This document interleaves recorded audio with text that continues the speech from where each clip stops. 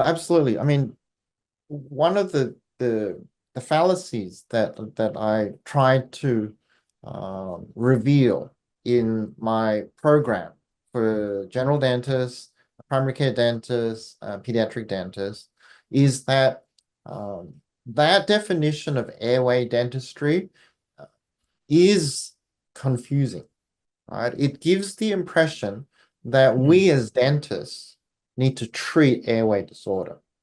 And the reality is, our license as primary care dentists does not include any component outside of the oral cavity. We are not licensed to treat airway disorders. However,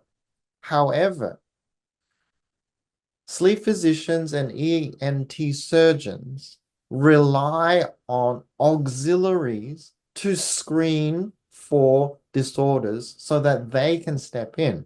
And guess what? Even though dentists don't like thinking of themselves as auxiliaries, as far as medical intervention is concerned, we are auxiliaries.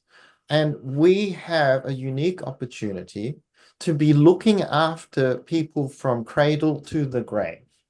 And we're seeing 1 year olds, 2 year olds, 3 year olds, all the way through until they are 90 years of age. And because of that, we have touch points with children many-fold over the primary care medical doctors. The pediatricians let go after the first year. We start seeing them and we continue to see them for their entire life. So there are resources available, which I've been able to collate, that can help the primary care dentist literally in a 10-minute evaluation screen effectively enough for a qualified referral to either sleep physicians or ENTs. What we don't actually want is for dentists to panic and send every kid who walks through their door for sleep studies and ENT evaluations. We don't want to be not that dentist again, sending us people who don't need ENT intervention, who don't need sleep studies. There are simple things that we as dentists can do on a routine basis in our medical history exam and our normal dental evaluation screen effectively to help our colleagues out. You've been teaching this for a very long time. I have not been doing it for quite as long, but I've been able to formalize a protocol that I can share with the dentists who are interested in.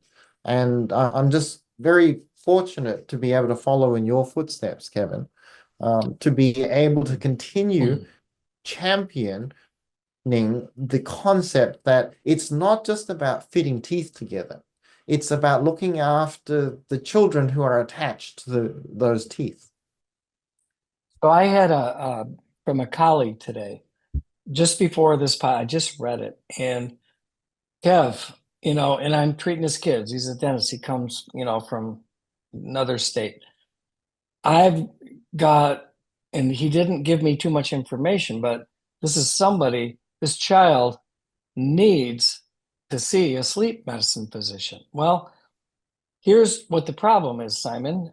Relative to kids who need to be evaluated by, let's just say, risk assessment for sleep disordered breathing. That's why the ADA came up, with this. We have this CAS screener that we're, testing. But what happened, and I happen to be very close to the head of sleep medicine at one of the largest networks of pediatric sleep labs in the world, actually. It encompasses 4 states. And he's like, I'm responsible for 280,000 children.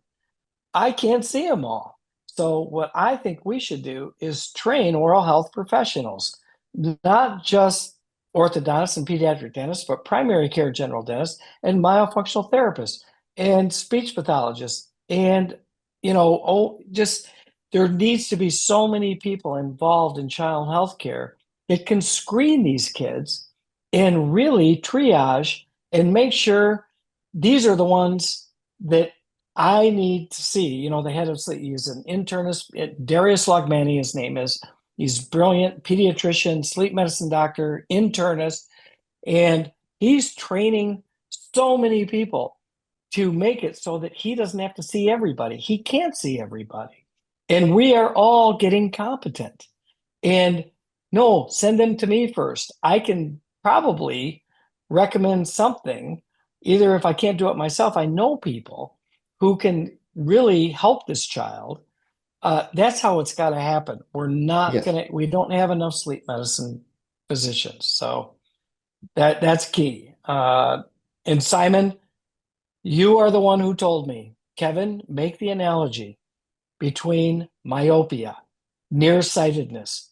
Would any good physician look at the parents of a 4-year-old who was severely nearsighted, high myopia, they call it, and let's wait till he's driving a car. He might be blind by then, but let's wait till then to give him his first pair of spectacles, as you said.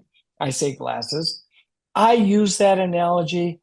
Myopia is so similar. If you ignore it before the age of 5, you are going to have such a problem on your hand. And you can change the direction of that child's life just by helping them see. Well, it's the same thing. If you create Absolutely. structure and function conducive to nose breathing while they're awake and asleep, you will change the course of this child's life. They will live longer and they will stay healthier longer into their extended age. So that's what this is all about, Yeah. as far as I'm I mean, concerned. going to that concept of short-sightedness, even if we can't cure it, right? Even if we can't cure it, We doesn't can't. You the can't cure myopia. right? It's not curable. Doesn't the You quality of life of the child improve by correcting their vision? Right? So big, even big if time. even if we can't cure malocclusion, doesn't improving the structure of their face and their jaws and the function and posture improve their quality of life? And that's a question we Absolutely. have No, it's in never the literature. ever It's in the asked literature. nor answered in the dental profession. If we look Yeah. at the medical literature, that's all they're interested in.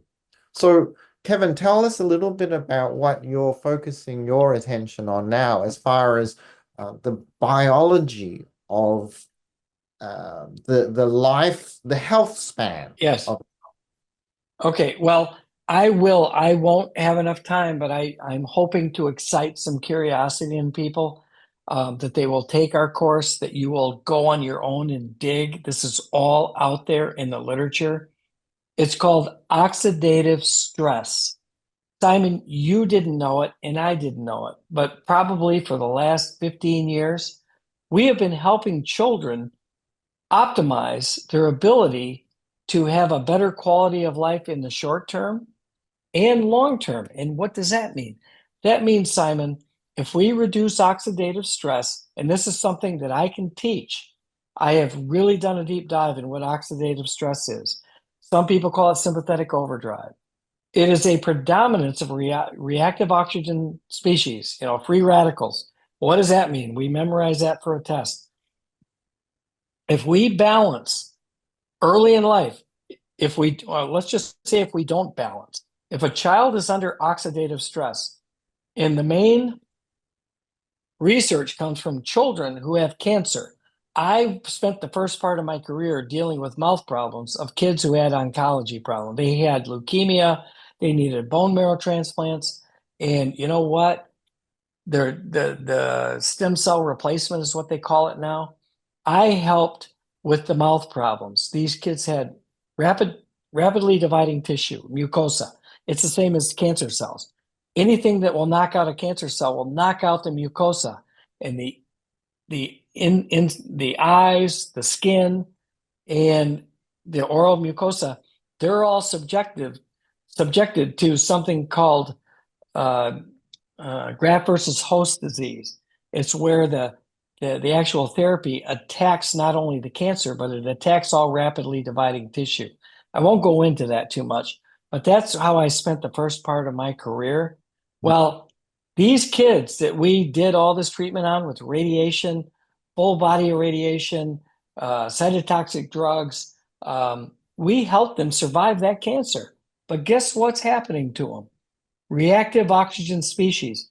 These kids survive the cancer, but they're aging faster. Their rate of aging, their biological rate of aging is accelerated incredibly. That is an extreme version of it. And that's my experience. Okay, when we got a little kid who's overweight, obese, okay, we got to start taking body mass index on kids. I'll talk more about that later, but that creates oxidative stress in the short term. If there's too much of it, their cells stop dividing. Mitotic cells do not divide. It's called cellular senescence. We know that with aging people, 80-year-olds, 70-year-olds, they get cellular senescence. They get amyloid plaques. They get little kids get it on a short-term basis, but it's setting them up to age prematurely and have a shorter lifespan and a shorter health span. Way too much. I'm giving you way too much information here right now, but the tie that binds is called oxidative stress in the short term. Little kids can recover, but you keep doing that to them. You keep doing that to them. They're mouth breathers. They don't sleep well. They're overweight. They're eating crappy American food. All these things. You know what? It's going to catch up to them. And when they're 30, they're going to look like they're 50. And facial aging is all part of this. This is all evidence-based. I can back this up with powerful evidence from the Dunedin study and now with what the British Medical Psychiatric Journal has published. Children who have ADD, that can't manage anxiety, can't manage impulse control before the age of 12, guess what? They ain't going to live as long. If that persists into adulthood, oxidative stress. Google it. Oxidative stress, lifespan and health span, 3 words. And this is an intro. I'm not going to get everybody on board here. I've submitted some supportive articles. This is the rest of my career. This is what I'm going to dedicate myself to. Minimizing oxidative stress at the earliest possible age. And guess what? It doesn't start at birth, Simon. It starts in utero. If mothers are under stressful conditions, if they're not breathing well, if they're overweight, I'm going to show all this in Malaysia. I'm going to show it in at Denver. This is it. I mean, this is a big deal. And who would have thought? I went into dentistry. I'm going to fill cavities. This is like such a responsibility and opportunity for our profession. And Simon, we can teach it to them. We can teach it to them.